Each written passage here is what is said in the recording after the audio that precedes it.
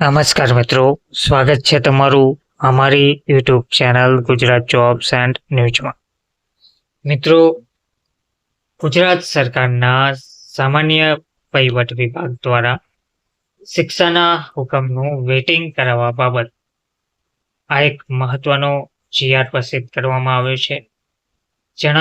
જેમાં જણાવવામાં આવ્યું છે કે જ્યારે આક્ષેપિત ગુજરાત જાહેર સેવા આયોગના ક્ષેત્રાધિકાર હેઠળની જગ્યા પર નિમણૂક ધરાવતા હોય ત્યારે આક્ષેપિતને શિક્ષા બાબતે ગુજરાત રાજ્ય સેવા આયોગ વિચાર વિનિમયમાંથી મુક્તિ વિનિમયો 1960ના નિયમ 12ની જોગવાઈ અનુસાર ખાતાકીય તપાસના પ્રકરણોમાં ગુજરાત જાહેર સેવા આયોગનો પરામર્શ કરવા અંગે ઉક્ત વંચાણે લીધેલ ક્રમ 4 પરના સામાન્ય વહીવટ વિભાગના પરિપત્રથી સંકલિત સૂચનાઓ બહાર પાડવામાં આવેલ છે. તો તે માટે જે પરિપત્ર કરવામાં આવ્યો છે તેમાં જણાવવામાં આવ્યું છે કે સરકારી કર્મચારીઓ સામેની ખાતાકીય તપાસમાં ગુજરાત જાહેર સેવા આયોગનો પરામર્શ કરવાના થતા કેસોમાં સૌપ્રથમ ગુજરાત જાહેર સેવા આયોગનો પરામર્શ કરી આયોગની સલાહ મેળવવાની રહેશે. ત્યારબાદ સક્ષમ અધિકારી દ્વારા કરવામાં આવતા બરતરફી, રૂક્ષત કે ફરજિયાત નિવૃત્તિની શિક્ષાના હુકમના ચુકાદાને મુદ્દાને સક્ષમ સત્તાધિકારી કક્ષાએ ખાતાકીય તપાસની સમગ્ર કાર્યવાહીની વિગતોના પરિપ્રેક્ષ્યમાં તપાસી લેવાનો રહેશે.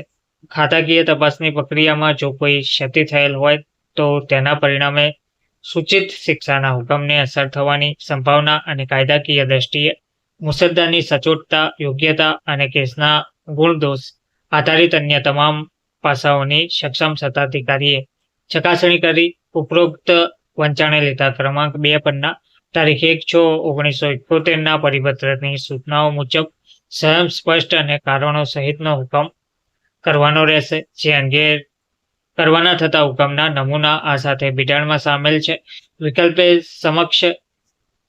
વિકલ્પે સક્ષમ સત્તા અધિકારીની જરૂર જણાય તો કાયદા વિભાગનો પરામર્શ કરી શકાશે.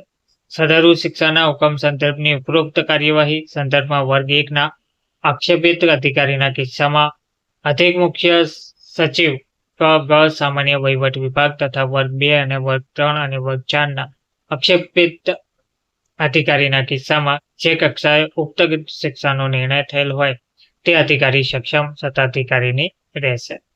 તો ગુજરાત રાજ્યપાલશ્રીના હુકમથી અને તેમના નામે આ જીઆર પ્રસિદ્ધ કરવામાં આવ્યો છે.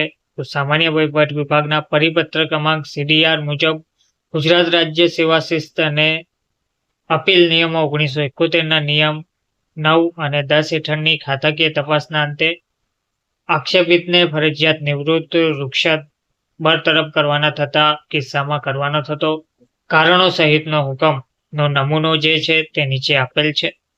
તે એકવાર જરૂરથી જોઈ લેવા વિનંતી કરવામાં આવેલ છે. ધન્યવાદ.